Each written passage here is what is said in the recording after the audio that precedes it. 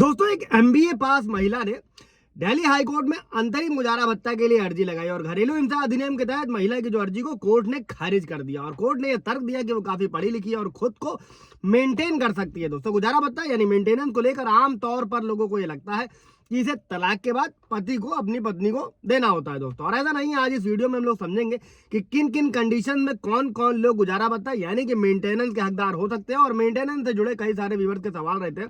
उन सभी सवालों को इस वीडियो में क्लियर करने वाले हैं। दोस्तों, जय हिंद, नमस्कार, मैं advocate Ashish Mishra.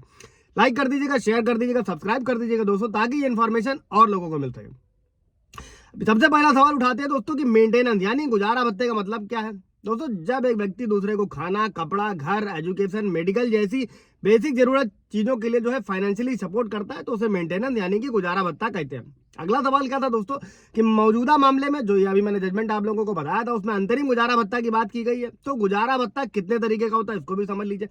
Hindu marriage act के तहत दो तरीके का गुजारा भत्ता होता है: अंतरिम गुजारा भत्ता, अस्थायी गुजारा भत्ता, परमानेंट गुजारा भत्ता। दोस्तों, और ये मेंटेनेंस के नाम से भी जाना जाता है। दोस्तों, अंतरिम गुजारा भत्ता क्या होता है? जब तक कोर्ट की कार्रवाई चल रही होती है, यानी कि वाइफ ने अगर मेंटेनेंस का केस किया और कोर्ट की कार्रवाई चल रही है और शुरुआत में खर्चा करने के लिए रकम नहीं है, तब सेक्शन 24 के तहत कोर्ट का फैसला आने तक जो है जो शिकायत करता होगा यानी कि वाइफ को गुजारा भत्ता मिलता रहता है। दोस्तों, अब इसके बाद होता है परमानेंट गुजारा भत्ता। सेक्शन 25 कहता है दोस्तों कि तलाक के बाद जो है मिलने वाली जो एलिमनी होती है वो परमानेंट भत्ता कहलाती है, और उस मेंटेनेंस में स्त्री धन शामिल नहीं होता है, उस पर सिर्फ पत्नी का अधिकार होता है। दोस्तों, और भत्ता कितना होगा ये हस्बैंड की इनकम, उसकी जो प्रॉपर्टी है, उसकी जिम्मेदारियों को देखते हुए कोर्ट द्वारा तय किया जाता है। दोस्तों, अगला सवाल क्या था कि पत्नी को पति से कितने परसेंट मेंटेनेंस मिलता है। जवाब यह है दोस्तों कि आमतौर पर मेंटेनेंस के केस में लगभग 20% पति की सैलरी पर पत्नी को दिलवाया जाता है। और पत्नी पति से कब गुजारा भत्ता मांग सकती है दोस्तों? जैसे पति जो हस्बैंड वाइफ है, अगर तलाक हो रहा हो दोनों के बीच में, पति से पत्नी ने तलाक ले लिया और तलाक के बाद उसने दूसरी शादी नहीं करी और खुद का भरण पोषण नहीं कर पा रही है, ऐसे में क्या होगा? पत्नी पति से गुजारा भत्ता यानी कि मेंटेनेंस की मांग कर सकती है। इसी के साथ है दोस्तों, अगर वाइफ खुद की कमाई से खुद का भरण पोषण नहीं कर पा रही है तो भी मेंटेनेंस दिया जाएगा। और पत्नी जो अपने पति से बिना किसी वजह के अलग रह रही है और पति पत्नी आपसी समझौते से अगर अलग रह रहे हैं, ऐसी कंडीशन में भी, और पत्नी का शादी के बाद भी किसी और से रिलेशन हो दोस्तों, ऐसे में मेंटेनेंस नहीं भी दिया जा सकता है। दोस्तों, बशर्ते कि आपको कोर्ट में साबित करना होता है, वो एक अलग मुद्दा है, कमेंट कीजिएगा, क्लियर किया जाएगा। अब पति क्या कर सकता है दोस्तों? पति जो है कब मेंटेनेंस की मांग कर सकता है? अगर वो बेरोजगार है। फिलहाल इस पर भी हाईकोर्ट का इलाहाबाद हाईकोर्ट का जजमेंट था कि मजदूरी करो, कमा कर दो, लेकिन एक कानून में जो लिखा हुआ है उसको भी समझ लीजिएगा। अगर पति अगर बेरोजगार है और पत्नी के पास कमाई का साधन है, शारीरिक या मानसिक तौर से पति कमजोर है, जैसे पैसे कमाने के लायक नहीं और उसकी पत्नी कमा रही है, तो ऐसे कंडीशन में पति भी मेंटेनेंस की मांग कर सकता है। अच्छा, अगला सवाल क्या था कि पति पत्नी का कोर्ट में केस चल रहा हो और पति के पास फीस के पैसे ना हो, ऐसे में भी, और पति के पास बुनियादी जरूरतों के लिए भी पैसे ना हो, ऐसे में मेंटेनेंस मिलेगा। अब बढ़ते हैं अगले सवाल की तरफ।